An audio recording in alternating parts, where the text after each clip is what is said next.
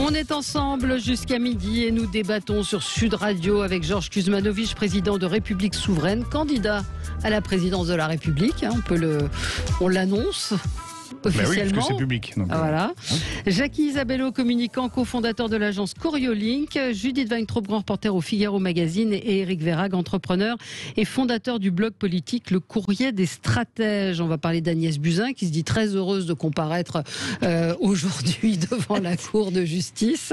On va parler de Salah Abdeslam et de ce procès. Comment en rendre compte, comment ne pas le starifier. Et puis Éric Zemmour, est-il bâillonné, censuré par le CSA? Cherche-t-on à le faire taire? On continue notre tour de table de ce qui a retenu votre attention dans l'actualité. Georges, c'est un coup de cœur pour Jean-Paul Belmondo. Oui, c'est un coup de cœur avec de la tristesse pour Jean-Paul Belmondo. Voilà, encore Belmondo. Hier, c'était une cérémonie, très belle cérémonie aux Invalides, même si ça fait une polémique un peu inutile. Est-ce que c'était bien, pas bien? C'est vrai que ça pourrait être réservé aux militaires et aux grands servants de l'État comme Simone Veil, mais bon, je crois que tout le monde était touché par cette cérémonie. Et voilà, c'est un bout de France qui s'en va, c'est un très très grand acteur. Puis il y avait ce côté Gavroche qui a vieilli, éternel rebelle, gaulois réfractaire. Voilà. Et quand ce genre d'acteurs qui marquent les Français partent, on se rend compte que il y a une certaine idée de la France. On a vu les gens faire la queue pour aller rendre hommage. Depuis Chirac, je crois qu'on n'avait pas vu ça. Exactement. Il y avait la queue sur les réseaux sociaux. Il y avait une vraie émotion. Après, la question des Invalides, elle peut se poser. C'est peut-être celle que vous vous posez aussi, Éric Verhaeghe. Oui, alors moi, j'ai quand même été étonné de voir que d'abord Jean-Paul Belmondo, et on l'a vu, suscite un très fort enthousiasme et très forte adhésion dans la population, mais c'est un grand personnage que je qualifie de libertarien, c'est-à-dire que c'est quand même, on regarde Flic ou Voyou, on regarde les Morphalos, je ne vais pas tous les énoncer, mais en fait, c'est le personnage anti-système. Je pense à Flic ou Voyou, on voit bien que c'est notre Clint Eastwood à nous, celui qui est contre le discours de la bien-pensance et qui agit individuellement contre les méthodes officielles. Donc, le voir récupéré par Emmanuel Macron, qui est en pleine campagne électorale, j'ai effectivement trouvé que c'était d'une indécence absolue. J'ai été chagriné de voir que la douleur manifeste de sa famille était complètement profanée et je pensais... Pourquoi profané? Parce que si vous voulez, il y a des moments où on aime bien se recueillir, on n'a pas forcément envie, on n'est pas forcément obligé de donner la preuve, la démonstration de son chagrin intime, de son chagrin familial et personnel. Et je trouve que placer ces gens sous les feux de la rampe, je pense à l'enterrement. La famille avait donné son accord. Oui, la famille avait donné son accord, dans une église et qui se sont faites. Voilà, c'était un événement familial. Oui, mais après, chacun décide. Il y a eu visiblement un accord. Enfin, je crois que c'est Brigitte Macron qui s'en est occupée, qui a rencontré la famille, et la famille a donné son accord pour cet hommage. Ça ne s'est pas fait contre la famille. Moi, je trouve qu'on est tombé dans une société du spectacle. Oui, mais ça, je suis d'accord. La mort n'est pas un spectacle. Voilà. Ça, je suis d'accord. Il y a des limites dans le spectacle politique et la mort d'un acteur n'a pas à devenir un spectacle politique. Voilà. Mais pour réagir là-dessus, il y a Régis Mardon qui a fait le documentaire Belmondo par Belmondo, avec l'accord de Belmondo évidemment, et qui est très très bien. J'invite tous ceux qui n'ont pas vu à le voir, et qui a dit hier, il a dit lui-même, c'est une belle cérémonie quand même, mais il a dit que le Belmondo, je ne sais pas s'il était libertarien, il était un petit peu anarchiste, et puis il fut président quand même du syndicat des acteurs de la CGT, il y a longtemps, mais que Bébel aurait rigolé de cette cérémonie. pour le coup, il aurait trouvé que c'était beaucoup de... Oui, mais c'est ce qui est intéressant. C'est ce qui est intéressant. Vous savez, Kant disait toujours, on s'en fout de l'interprétation de celui qui a écrit un livre. Il disait, l'auteur est toujours le plus mal placé pour interpréter ses théories. Belmondo ne s'appartenait plus à tout un tas de... Et donc, si vous demandez aujourd'hui aux militaires et aux policiers qu'on connaît ici plus plus ou moins bien, et vous leur dites, est-ce que vous comparez à Bébel, ça vous dérange? Pas du tout, je veux dire, les militaires et les policiers sont ravis. Avant, le flicard à la télé, c'était Pinot simple flic, d'avoir un Belmondo costaud qui transgresse les règles comme tous les flics aimeraient pouvoir les transgresser. La question, c'est celle des Invalides. C'est celle des Invalides qui est quand même mais théoriquement... pas moins que Charles Aznavour ou que Jean d'Ormesson, sans faire offense à Judith, qu'il a bien connue au Figaro. Donc, maintenant, techniquement, ils sont tous en grande croix de la Légion d'honneur ou très haut gradé. Donc ils ont droit à ces honneurs. Bien sûr. Voilà. Après, c'est le choix de la famille, hein, Eric. C'est chacun, mais je suis sur la politique spectacle, on pourra en reparler. Et la société du spectacle, on pourra en reparler aussi à propos de Salah Abdeslam. Donc c'est votre coup de gueule. Et sur ces Georges. Non, mais c'est Eric qui avait un coup de gueule là-dessus. Mais sur ces grands acteurs, on voit quand ils partent vraiment que quelque chose s'en va et que cette manière d'être au cinéma à la France n'existe plus. Les acteurs comme Belmondo, comme Gabin, comme Ventura. Imaginez quand Depardieu va mourir, ou Delon. Mais ce type d'acteur. Je crois qu'il n'y aura pas la même chose. Je pense que Belmondo avait quelque chose de solaire, de généreux. Mais au-delà de sa personnalité, c'est très, très populaire. C'est tellement populaire. Oui, c'est populaire, ça fait partie de la... Je pense à un film, même le président de Gabin, mais ce film ne pourrait pas être joué ou tourné, ça n'existe pas. C'est plus possible. Mais tout ce cinéma-là est en voie d'annulation. C'est ça. Par la cancel culture, qui porte bien son nom. Mais il y a eu quelques tweets. Il y a eu des tweets évidemment ironiques, mais il y a eu quelques tweets débiles. Quelques tweets débiles sur l'incarnation du mâle blanc. Et ces minorités agissantes voudraient que l'on fasse aussi le deuil de ça, que ce soit terminé. Oui. Et c'est dommage que je rajoute juste ça. Oui, allez-y, Georges, je vous sens passionné par le sujet. Tout le monde a fait, c'est quand même très marquant. Moi, j'ai beaucoup regardé les réseaux sociaux avec plein d'amis. Tout le monde avait son film qui aime ça. Moi, c'est L'As des As. Et c'est un film très populaire. C'est Gérard Houry, on fait plus de ce genre de film. Non. Et là, effectivement, il est gouailleur, il est rigolo, il est boxeur et tout, mais quelle belle leçon d'éducation civique qui marchait. Oui, bien sûr. Il lutte contre les nazis, il sauve une famille juive, ok, en rigolant un peu, on se moque un peu. Il est pilote de chasse pendant la Première Guerre mondiale. Voilà. On se moque un peu d'Hitler dedans, mais il y avait un effet d'éducation et il marquait où est l'honneur, où est le bien et où est le mal. Ouais. Et ça, c'est Gérard Houry aussi, parce que quand vous regardez la filmographie de Gérard Houry, il y a toujours à chaque fois il y a des sujets extrêmement graves. Mais Belmondo l'incarnait très bien. Et ça n'existe plus. Allez, on va changer de sujet, on va passer à l'actualité pure et dure. Éric Zemmour, donc, qui a été relaxé, je le dis parce que c'est toujours un des arguments de tous ceux qu'on reçoit ici qui nous disent Éric Zemmour condamné. Il a été relaxé mercredi par la Cour d'appel de Paris après des poursuites pour injures et provocation à la haine. Alors, aujourd'hui, il n'est plus seulement un polémiste, mais un acteur du débat politique national, selon CSA, et qui demande donc aux médias audiovisuels de désormais décompter ses prises de parole. CNews a décidé de persister et de dire il continuera à animer cette émission. Il n'est pas candidat officiellement, même si effectivement c'est un peu comme le Canada Dry, ça en a l'odeur, la couleur, la saveur, mais il n'est pas officiellement déclaré. Certains disent que c'est uniquement pour la promotion de son livre, je ne sais pas, mais en tout cas, c'est vrai que Françoise Laborde sur Sud Radio disait, je vous propose d'écouter ce que disait Françoise Laborde, qui a été membre du CSA. Moi, ça me choque beaucoup parce que je pense que c'est c'est une décision qui est purement politique. En droit, je ne vois pas sur quoi le CSA s'appuie pour décider une chose pareille. Il n'y a aucun texte dans le CSA qui permette de prendre cette décision, d'autant que Éric Zemmour n'est pas officiellement candidat. Et que donc, tant qu'il n'est pas officiellement candidat, ou tant qu'il ne s'est pas déclaré candidat, le CSA n'a aucune raison de comptabiliser le temps de parole d'Éric Zemmour.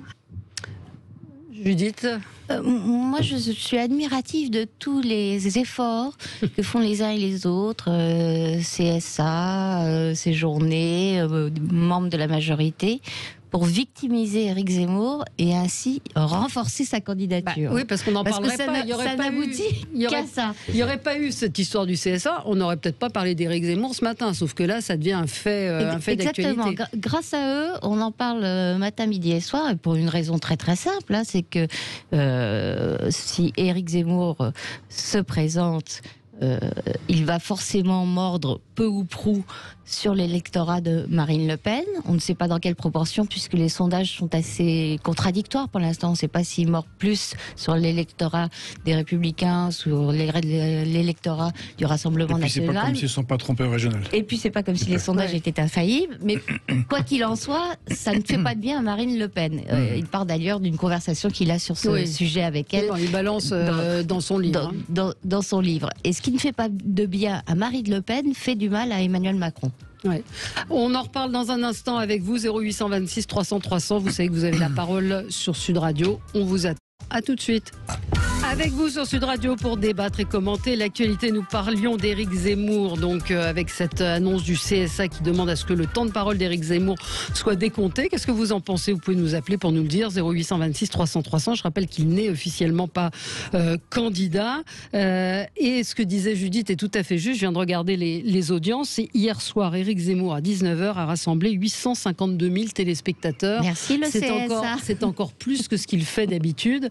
Et oui. Éric Vérac, vous en pensez quoi? Je suis plutôt amusé de voir qu'en réalité, cette décision du CSA, elle permet à Zemmour d'apparaître comme un résistant farouche aux institutions et d'une certaine façon, elle appuie le storytelling qu'il déroule très consciencieusement depuis plusieurs années, ou en tout cas plusieurs mois sur CNews. Donc, bien entendu qu'en apparence, les institutions, le méchant Emmanuel Macron, le méchant CSA, cherchent à bâillonner et à faire taire le candidat potentiel Zemmour. En réalité, ma conviction, et je rejoins ce que Judith suggérait tout à l'heure, c'est que la candidature Zemmour est une candidature qui est bénéfique pour Emmanuel Macron parce qu'elle permet de siphonner les voix en partie du Front National dans des proportions, comme l'a très bien dit Judith, qui sont encore inconnues, et très probablement les voix de Xavier Bertrand ou du candidat de la droite. Éric, juste mal entendu, j'ai dit le contraire, c'est-à-dire que ce qui affaiblit Marine Le Pen n'est pas bon pour Emmanuel Macron. On est d'accord. Emmanuel Macron, il est ravi d'avoir Marine Le Pen au second tour. Judith. Je suis d'accord avec la nuance que tu as apportée, qui est que le déport ou le siphonnage des voix se fait probablement plus du côté du candidat de la droite que du côté de Marine Le Pen. Oui. Et là-dessus, oui, c'est ce que, je pense... Si c'est ce que disent les sondages récents, il aurait piqué. Un coup oui, un coup non. Mais quel serait l'intérêt du coup d'Emmanuel Macron de tenter d'instrumentaliser le CSA, qui est une instance indépendante, je le rappelle, mais c'est ce que dit Zemmour. Hein, il dit les politiques sont tellement lâches qu'ils se cachent derrière le CSA. Donc, je pense... Moi, je ne crois pas au complot et je ne crois pas qu'il y a des volontés cachées, des gens qui tirent les ficelles de façon aussi simpliste. Ce que je pense, en revanche, c'est que la candidature Zemmour, aujourd'hui, est créditée d'environ 7%, mais ce chiffre est encore très hypothétique, mais qu'il n'est pas impossible qu'il y ait la volonté de faire monter ce chiffre pour abaisser toute possibilité de sortir d'un huis clos Macron-Le Pen au second tour de l'an prochain. Ce qui, je pense, est une erreur politique, parce qu'en réalité, toutes ces opérations, tôt ou tard, vont ruiner la confiance dans le processus électoral lui-même. Mais ce qui est sûr, c'est que faire monter Zemmour est une façon, à mon avis, de conforter un duel Macron-Le Pen au deuxième tour l'an prochain. Et je crois que ce n'est pas incompatible, on va dire ça comme ça, avec les intérêts de la Macronie et d'Emmanuel Macron lui-même. Ouais. Le CSA est dans la mouvance macronienne, qu'on le veuille ou non. Les gens qui composent le CSA, à commencer par son président, sont quand même des gens qui sont des gens issus de l'univers macronien, de la caste macronienne. Oui, Georges, excusez-moi. En dehors du cas particulier Zemmour et de ce qu'il défend, le cas va se poser pour d'autres. Ce sera demain Jean-Luc Mélenchon, Marine Le Pen. Et moi, je pense que ce système de comptage est mort, pour deux raisons. D'abord, parce que pour l'ensemble des Français, 2005 a été une rupture profonde. On a eu une caste politico-médiatique qui a soutenu massivement, en utilisant tous les moyens de communication disponibles, le oui au référendum sur le traité constitutionnel européen, et les autres ont dû se débrouiller pour faire passer le non qui a gagné. Ouais. Ensuite, il y a la technologie qui a changé, et beaucoup de Français, comme de citoyens dans le monde entier, se renseignent sur les réseaux sociaux où il n'y a pas de système de comptage et on a une sorte de confrontation entre les médias, disons, plus officiels et les réseaux sociaux. Et puis la troisième raison, et qui est un problème récurrent, c'est que le président est candidat et que lui dispose d'une communication ahurissante, qui est évidemment une inégalité, mais en même temps, on n'a pas demandé au président de se taire pendant 6 mois. C'est le président de la France, quand même. Qu'on soit d'accord ou pas avec lui, il faut bien qu'il préside. Et donc, qu'on sache ce qu'il fait. Donc, ça veut dire que ça ne peut plus fonctionner comme ça, parce qu'il y a cette inégalité de fait. Et là, pour le coup, tant pour la liberté d'expression, même si on n'est pas d'accord, je suis plutôt pour un système à l'américaine où on doit pouvoir s'exprimer comme on veut. Et ce qui est important, plutôt que de compter au millimètre des choses qui sont incomptables, ce serait d'avoir une garantie de passage de tous les candidats. Alors, et pas. C'est le cas déjà. Enfin, nous, on rendait compte, Sud Radio rendait compte toutes les semaines au CSA sur le temps de parole. D'ailleurs, nous avons une très bonne note du CSA puisque nous avons des temps de parole très équilibrés, contrairement à ce que certains pourraient croire. Mais on est obligé de rendre des comptes. Oui, mais on peut contourner aussi. On peut passer, disons, les candidats qui intéressent moins le public à des heures plus tard. Oui, c'est ce qui se fait. Même pendant la campagne dite officielle, on a la possibilité de travestir. Mais d'ailleurs, c'est pour ça que Georges a raison, les règles ne sont plus du tout adaptées. Elles ne sont plus du tout adaptées. Après, il faut quand même qu'il y ait certaines règles, parce que la masse des gens, l'endroit où se forment les opinions est encore sur les médias mainstream, même si on sait que d'autres, et je le sais mieux que personne, parce que c'est un peu mon métier, ça peut se former ou se déformer sur les réseaux sociaux. Mais la formulation, en tout cas, les dires du CSA sont assez drôles. C'est une espèce d'en même temps qui marque peut-être une forme de culpabilité, puisque on demande certaines attitudes aux médias par rapport aux prises de parole d'Éric Zemmour, et en même temps on dit mais les médias conserveront leur liberté éditoriale. À partir du moment où il y a une règle, la liberté, eh bien, elle doit se calquer sur la règle et non pas sur la liberté d'interprétation de tout le monde. Et c'est vrai que mécaniquement ça amplifie l'intérêt d'aller voir ce que dit Éric Zemmour. Et puis ça éteint un autre débat qui a eu lieu la semaine dernière, c'est de dire quid du président de la République qui a un statut particulier d'un point de vue judiciaire, mais en a un du point de vue médiatique également, parce qu'on ne comptabilise pas le temps de parole du président de la République. Il a un statut quand même assez exceptionnel par rapport aux autres forces politiques. C'est comptabilisé, c'est divisé selon qu'il parle des sujets qui relèvent de ses fonctions ou selon qu'il se projette dans ce qui pourrait être une candidature. Pas pendant toute l'année, pas pendant tout son mandat. Il n'y a aucune limitation. C'est-à-dire qu'on ne peut pas, s'il décide de prendre la parole 10 fois de suite. Depuis juillet de l'année dernière. Depuis juillet. Mais si le président de la République décide de prendre 10 fois la parole pendant une crise sanitaire, ça peut se comprendre. On ne va pas le comptabiliser au même titre c'est un système qui existe, mais qui n'a aucun caractère pratique. C'est ce que disait Georges. Exactement, qui n'a aucun caractère pratique. C'est-à-dire qu'il n'y a pas d'équité, ni même d'égalité qui est demandée. On peut avoir du Macron matin, midi et soir, et on en a eu. Il faut le réinventer. Après, je vais juste lancer une pierre dans la mare par rapport à Éric Zemmour, puisque tout à l'heure Éric parlait de cette fameuse société du spectacle. Je vais faire une analogie un peu bête. Moi, si je suis fan de Spider-Man, j'ai pas envie qu'il devienne président de la République et qu'il passe sa journée dans un bureau à prendre des décisions. J'ai envie qu'il continue d'être Spider-Man. Je me demande, tous les gens qui adorent Éric Zemmour parce qu'il est intelligent, quoi qu'on lui reproche ou quoi qu'on l'admire, il est extrêmement documenté. C'est quelqu'un qui s'est forgé en connaissant depuis 30 ans l'ensemble de la classe politique, puisque d'Info Matin, en passant par tous les médias où il a travaillé, il connaît absolument la classe politique. Mais je me dis, demain, s'il devient président de la République, les gens qui adoraient l'entendre, les gens qui adoraient que Éric Zemmour leur fasse prendre conscience par des temps de parole assez longs, et ça n'existe plus sur les médias, de tout un tas de sujets, Éric Zemmour, il va disparaître. Donc ça veut dire que mécaniquement, il va créer des orphelins, et tous les gens qui peut-être découvraient des sujets étaient un peu plus intelligents par ses analyses, parce que quoi qu'on pense de lui, il a des analyses qui sont extrêmement bien formées du point de vue de ce qu'apprennent les gens dans les écoles de sciences politiques. Il va disparaître pour faire un métier de politicien, et par rapport à ça, je ne jugerai pas, et je me dis, est-ce que les gens ont pensé à ça, et si leur Spider-Man disparaissait, Qu'est-ce qui se passe? Vous voyez, c'est un moment. Il devient le roi du monde. Si on prend non, mais le roi du monde, il ne parle pas tous les soirs de 19h à 21h sur CNews. C'est-à-dire qu'il fait son travail de demander aux forces de l'ordre de faire ceci, de demander à la DGSE de faire cela, de demander au ministre de l'économie. Et donc, le soir de 19 à 21h, on va avoir un autre pingouin qui sera beaucoup moins amusant qu'Éric Zemmour. Deux remarques. Vous avez tout à fait raison de dire que ces succès d'audience ne préjugent pas de ses succès politiques. On n'en sait rien. On n'en sait strictement rien.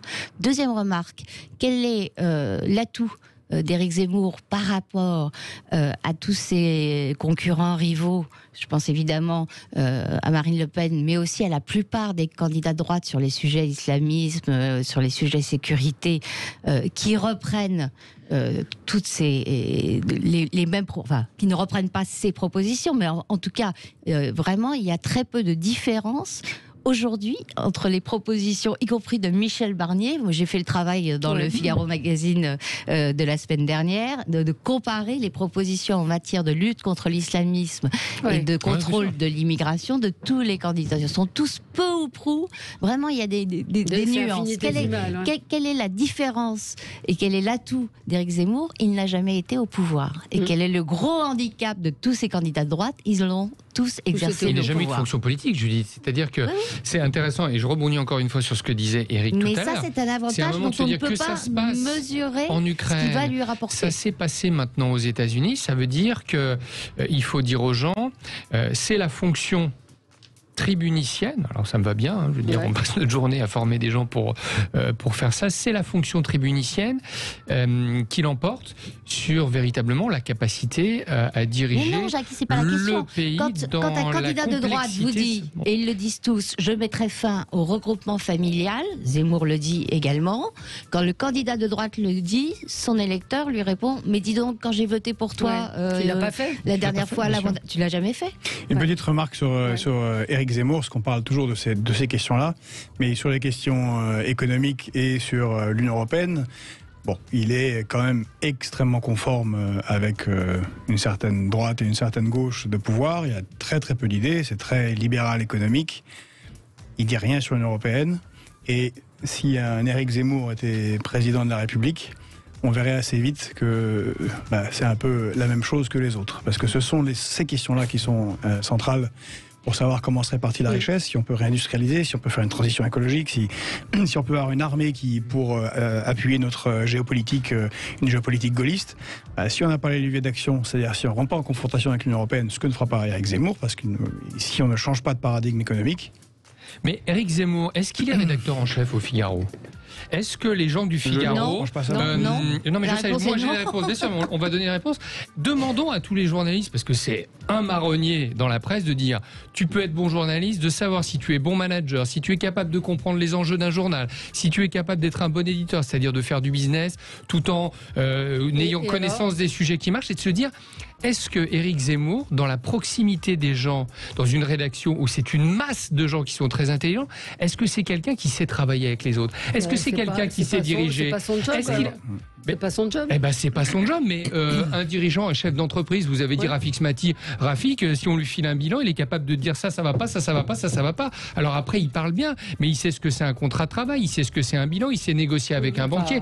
La France des hommes politiques, c'est aussi un peu ça. J'entends bien que on dit ici que Michel Barnier est sans doute triste comme la pluie ou triste comme un bonnet de nuit, comme j'ai pu le lire dans les médias ce matin, mais c'est sans doute quelqu'un qui est capable de rentrer dans un texte et d'en soulever les dimensions juridiques pour aller dire aux Autrichiens... n'est pas non plus omniscient et omnicompétent. Mais c'est un chef d'équipe, Valérie, c'est un chef d'équipe. Allez, on doit marquer une pause et on se retrouve dans un instant. Avec vous, à tout de suite.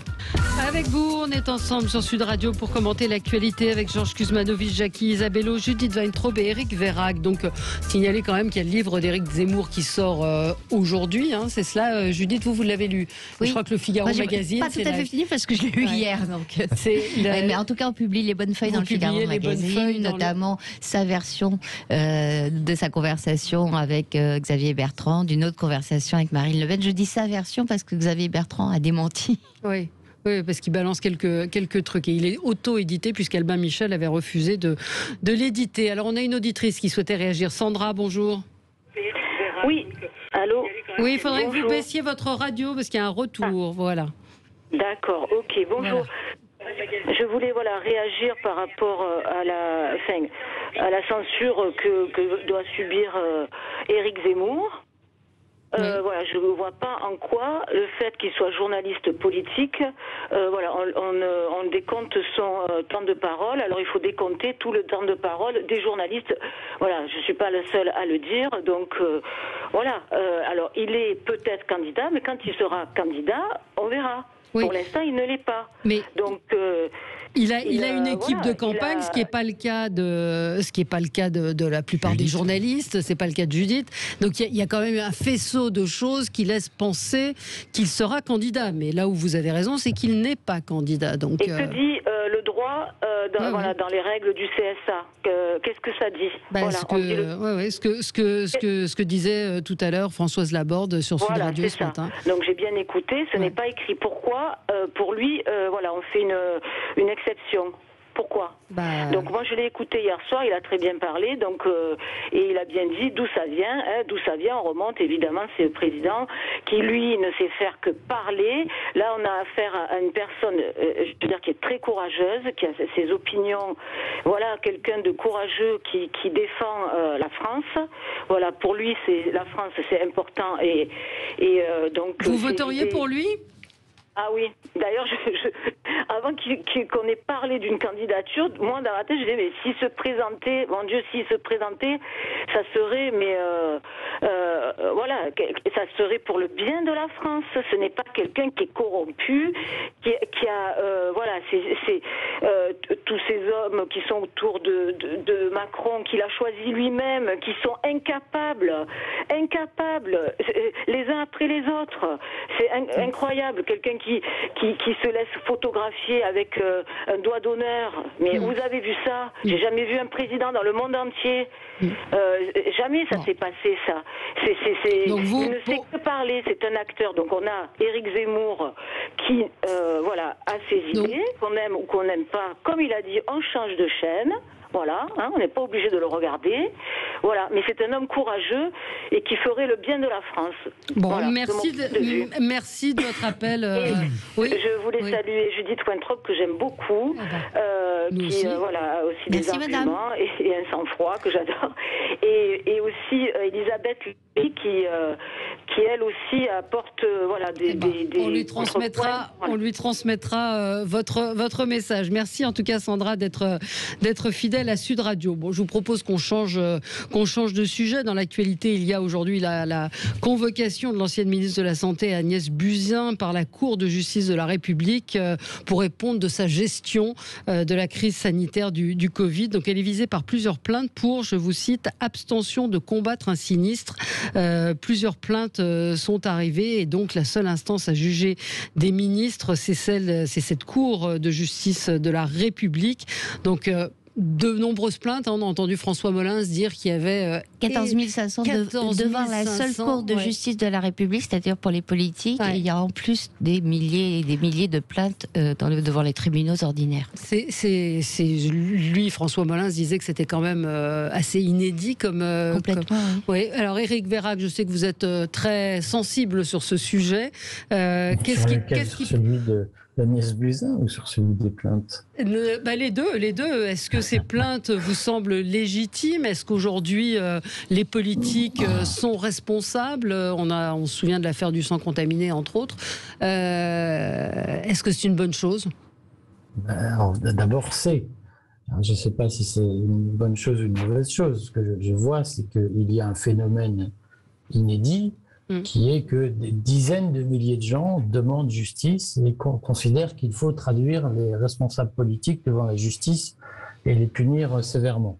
Et je suis un peu inquiet de la cécité ou de la surdité du gouvernement face à ce qui est un mouvement de fond et un mouvement collectif de fond. C'est-à-dire qu'aujourd'hui, un certain nombre de gens, et je pense que c'est la faute de la disparition des contre-pouvoirs, il n'y a plus de contre-pouvoirs en France, et l'urgence sanitaire a aidé à balayer tous les contre-pouvoirs.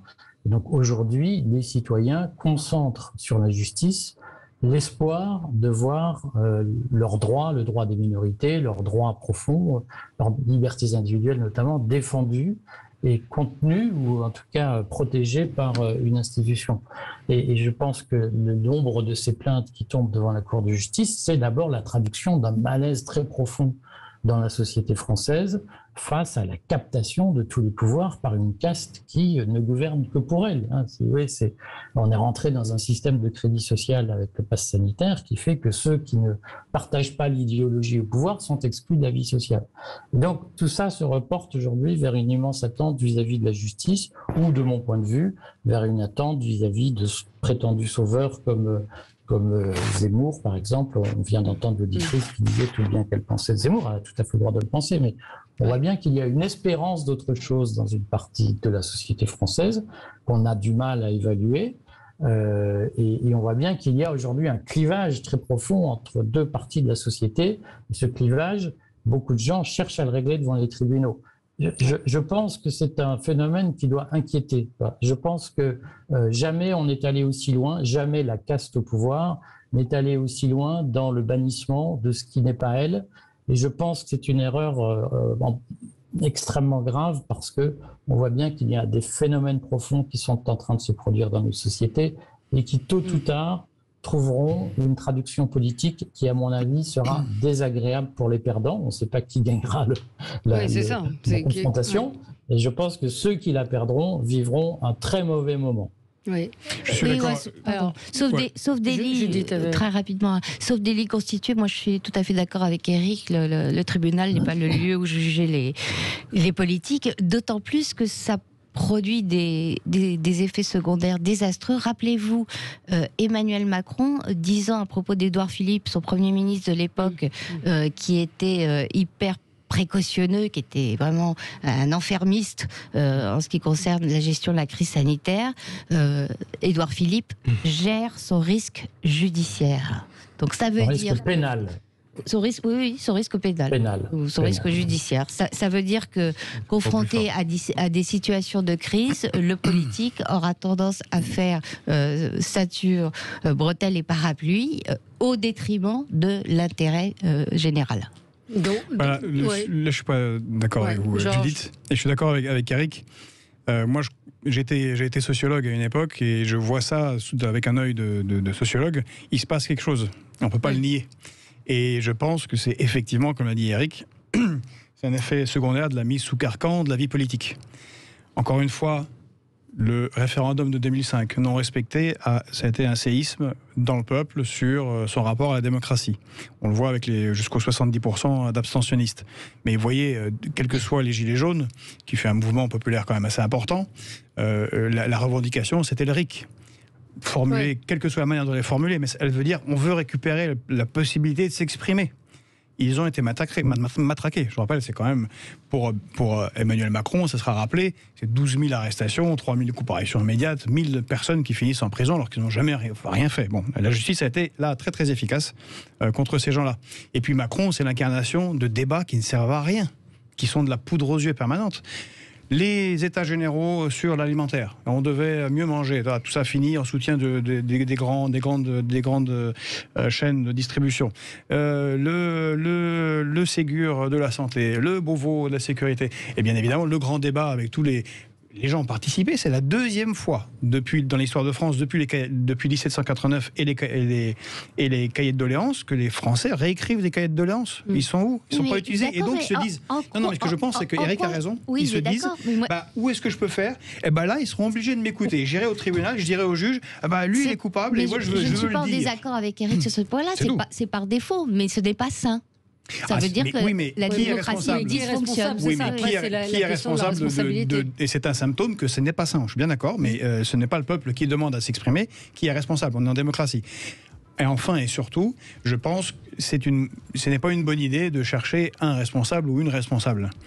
Et ce qui serait beaucoup plus intéressant dans le cas de la crise de la Covid, c'est de faire un procès du système. Car bien évidemment, elle a fait énormément d'erreurs et ce gouvernement s'est ridiculisé en disant tout et son contraire, parfois du jour au lendemain. Mais s'ils n'ont pas pu réagir, s'il n'y avait pas de masque, s'il n'y avait pas l'industrie pour répondre en appuyant sur un bouton pour faire des respirateurs, c'est qu'il n'y a pas de planification, c'est qu'il n'y a pas de vision. Le procès du système s'appelle une élection. Je suis bien d'accord, mais non, mais on peut en parler, justement. On peut en parler. La justice repose sur l'individualisation des peines, c'est-à-dire qu'on peut pas porter un... Oui, mais là, c'est de manière globale.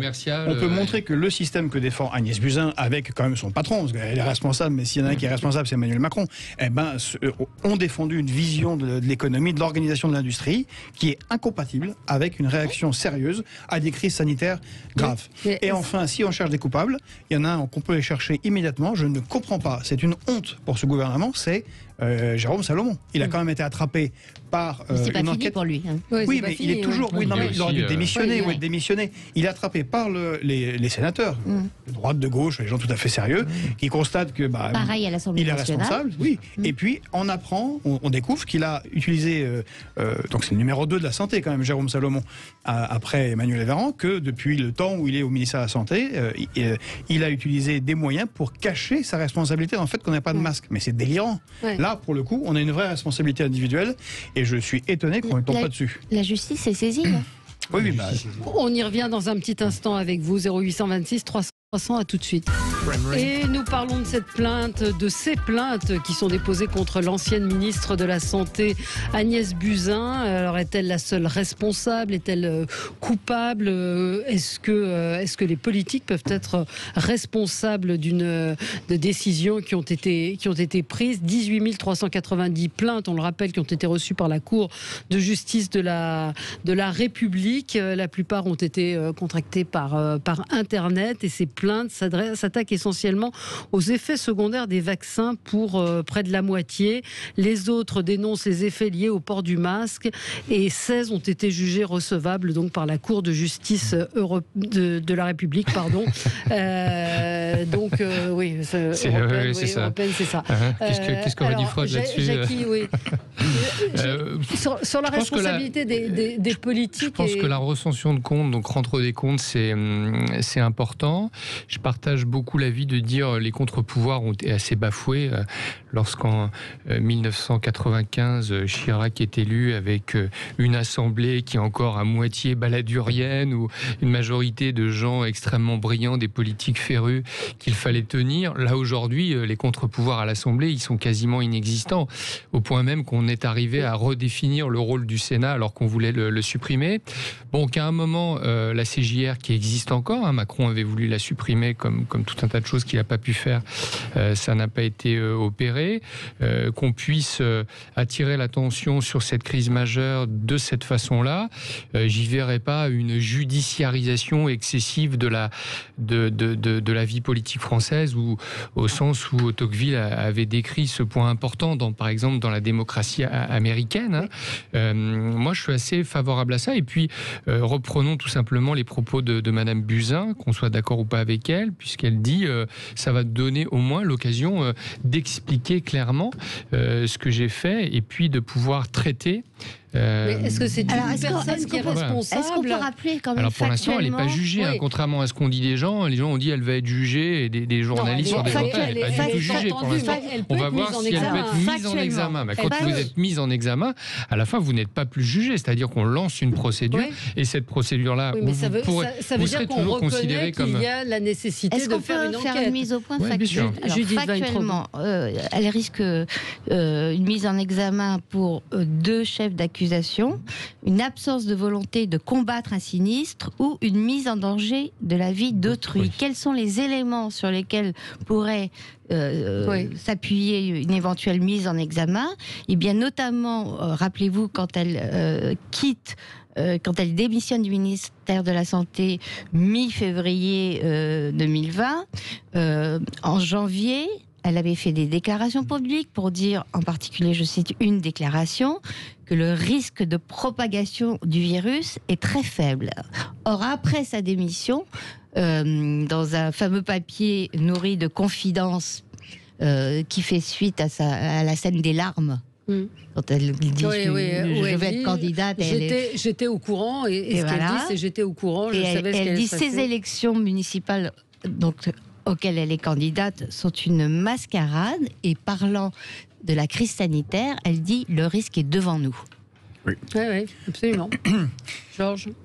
Et bon, quand même, je trouve que parfois, on peut traîner devant la justice des responsables politiques. Et je le dis franchement, je pense à Emmanuel Macron.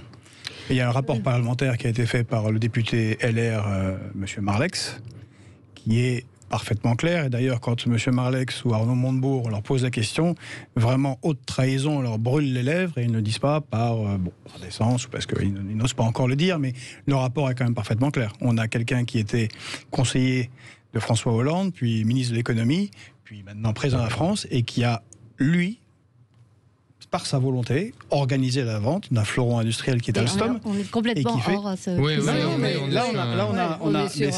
c'est un sujet, mais par rapport à ces crises, c'est important quand même qu'on puisse le faire. Juste 2 petits éléments. On sait que les gens n'ont pas forcément confiance dans l'appareil politique. Regardez ce qui se passe en Polynésie française et en Guadeloupe. En Guadeloupe et en Martinique, les gens, on leur a menti sur le chlordécone. C'est cette saloperie qu'on balançait pour préserver les bananes. En Polynésie française, on leur a dit les essais nucléaires, ma petite dame, rassurez-vous, tout va bien. Donc à un moment, la justice, quoi qu'on en dise, c'est quelque chose d'important pour les Français, puisse marquer de son empreinte solennelle la demande de compte à des politiques alors que la crise n'est pas encore terminée et qu'on puisse juger de la capacité de cette dame à être poursuivie, eh bien c'est quelque chose que je trouve intéressant pour la démocratie parce que vous le savez, on vit dans une société de la défiance, je ne vais pas faire mon Pierre Rosanvallon, et ce marqueur de pouvoir un peu judiciariser certaines étapes, eh ben, je trouve que ça peut redonner un peu de confiance. Et puis après, vous avez des magistrats qui seront là pour dire est-ce qu'on poursuit. Et quoi qu'on pense des magistrats, ils seront quand même en capacité d'étayer les magistrats leurs sont déjà recommandations. Passés. C'est déjà eux qui ont jugé les plaintes recevables. Oui, voilà, c'est ça, déjà. Il y a eu un filtre. Je voudrais, à mon avis, vous êtes passé à côté du phénomène qui se produit. C'est-à-dire qu'à une époque, vous vous souvenez, quand on était petit, les gens n'étaient pas d'accord. On disait, toi, t'es de gauche, toi, t'es de droite. On est victime d'un président de gauche, d'un président de droite. Ils sont méchants, ils sont ceci, cela. Là, nous sommes dans un phénomène très différent. C'est-à-dire que le clivage qui se pose, notamment face à Emmanuel Macron, n'est plus un clivage idéologique. Il y a une réclamation de justice. C'est-à-dire que ce que les gens demandent aujourd'hui, ce n'est pas un changement de majorité, c'est que le système politique soit juste et qu'on rétablisse une justice dans l'organisation de la société. Parce que les gens considèrent qu'aujourd'hui, nous sommes dans une société de privilèges, dans une société de bannissement, dans une société où il y a des 2 poids 2 mesures, avec un État qui est devenu partial.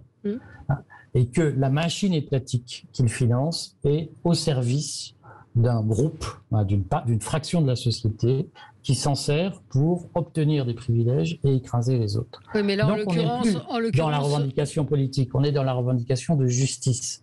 Et je crois que ce qu'il faut comprendre... En l'occurrence, sur le Covid, en quoi il y a la domination d'une caste attendez Valérie, mais à tous les étages. C'est-à-dire que si je prends l'exemple de la, à mon avis, très hasardeuse décision du 12 juillet qui consiste à dire ceux qui ne sont pas vaccinés sont exclus de la vie sociale, je pense qu'on a la caricature d'un monde où il y a ceux qui sont dans le bon groupe et ceux qui sont dans le mauvais groupe, et qu'il y a un service public qui est réservé aux gens du bon groupe, et l'hôpital, maintenant, est interdit aux gens non vaccinés. Voilà. Vous pouvez faire des tests, on ne va pas refaire ce débat, mais vous pouvez faire des tests. Vous pouvez faire des recours, et d'ailleurs, il y en a eu devant la justice administrative. Non, mais, c'est-à-dire, on peut m'expliquer qu'en réalité, rien ne s'est décidé le 12 juillet. Mais voyez bien qu'entre un monde où vous aviez directement accès à l'hôpital que vous financiez et un monde où vous devez faire un test ou faire un recours en justice pour y avoir accès, on n'est plus dans le même cas de figure. Vous y avez accès avec un test, vous n'êtes pas interdit d'hôpital. Mais si on revient, Valérie, on revient rapidement, moi ce que j'aimerais, c'est qu'Agnès Buzyn, par exemple, nous explique pourquoi elle a dit A et B, et qu'elle puisse par exemple dire à l'époque l'OMC était sur ma position. J'aimerais qu'elle nous dise, j'aimerais qu'elle nous dise, est-ce qu'elle a échangé des SMS, des mails avec le ministre de la Défense ou le chef d'état-major des armées qui est en charge des services, pour que les services leur disent, mesdames et messieurs les ministres, on se fait enfumer par les Chinois, donc faites attention à ce que vous dites, parce que le débat, il est juste là. Elle va sortir les déclarations de l'OMS qui s'est fait enfumer par les Chinois, et qu'à un moment, si quelqu'un a dit, nous avons dit au ministre qu'il y avait des risques que toutes les déclarations au plus haut niveau des instances internationales soient complètement faux, faites très attention, vous allez déstabiliser. Moi, c'est ça que j'aimerais entendre. L'OMS s'est passé enfumer par les Chinois, elle était sous influence chinoise. C'est entièrement politique. C'est vrai non, mais vous avez raison de me ramener à des formules un peu plus... Allez, il faut rendre l'antenne à l'ami André Berkoff et on aura l'occasion de redébattre, cher Éric Vérague, du pass sanitaire et de tous ces sujets ensemble. Merci à vous. Très bon week-end. On se retrouve lundi.